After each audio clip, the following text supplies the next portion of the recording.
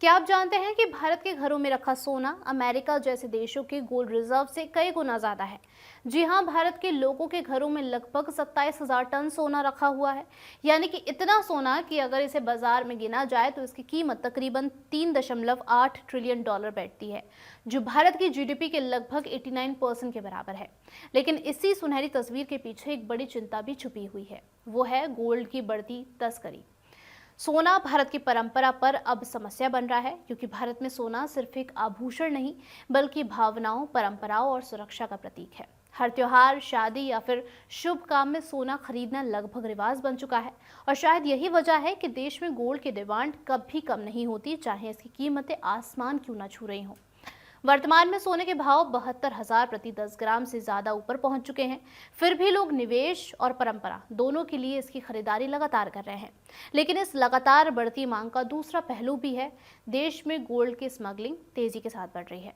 और इसी समस्या को देखते हुए भारतीय स्टेट बैंक ने सुझाव दिया है कि भारत को एक नेशनल गोल्ड पॉलिसी बनानी चाहिए। इस पॉलिसी का मकसद होगा सोने को एक करेंसी या कमोडिटी के रूप में स्पष्ट रूप से परिभाषित करना, साथ ही इसकी खरीद, फिरौख्त, आयात, रिसाइकलिंग और स्मगलिंग को भी व्यवस्थित करना।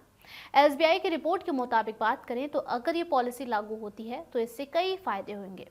सोने की आयात पर निर्भरता कम होगी, घरेलू उत्पादन और रिसाइकलिंग को भी बढ़ावा मिलेगा और साथ ही साथ सरकार को गोल्ड मोनेटाइजेशन स्कीम जैसे प्रोग्राम्स को बेहतर तरीके से लागू करने में मदद मिलेगी।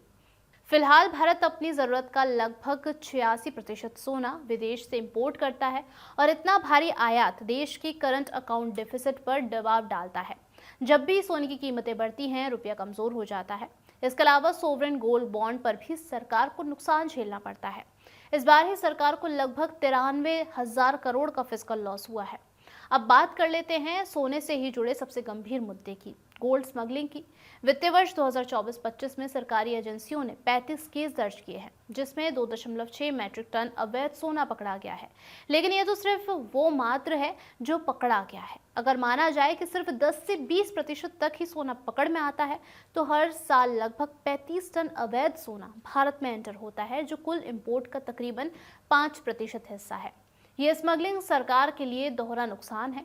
पहला है रेवेन्यू लॉस, क्योंकि अवैध सोने पर कोई भी टैक्स या फिर ड्यूटी नहीं मिलती है। और दूसरा है फॉरेन एक्सचेंज रिजर्व पर दबाव, क्योंकि अवैध सोने की एंट्री मार्केट की कीमतों को भी बिगाड़ देती है। 2025 के तीसरे क्वार्टर में भारत ने लगभग 194 टन गोल्ड इंपोर्ट किया है, जो पहले से कम है। फिलहाल भारत सरकार के पास 880 टन गोल्ड रिजर्व है, जो हमारे कुल फॉरेक्स रिजर्व का लगभग 14% हिस्सा है। लेकिन ये सरकारी सोना उन 27,000 टन गोल्ड के सामने कुछ भी नहीं है, जो भारतीय घरों में पड़ा है, जो दुनिया का सबसे बड़ा निजी गोल्ड होल्डिंग माना जाता है। भारत सोने से प्यार करता है, ये बात सच है, लेकिन अब वक्त आ गया है कि इस प्यार को नीति या फिर प्रबंधन यानी कि पॉलिसी और मैनेजमेंट के दायरे में लाया जाए। अगर नेशनल गोल्ड पॉलिसी सही तरीके से लागू होती है तो इससे न सिर्फ स्मगलिंग पर रोक लगेगी, बल्कि देश की अर्थव्यवस्था को भी बड़ा सहारा मिलेगा।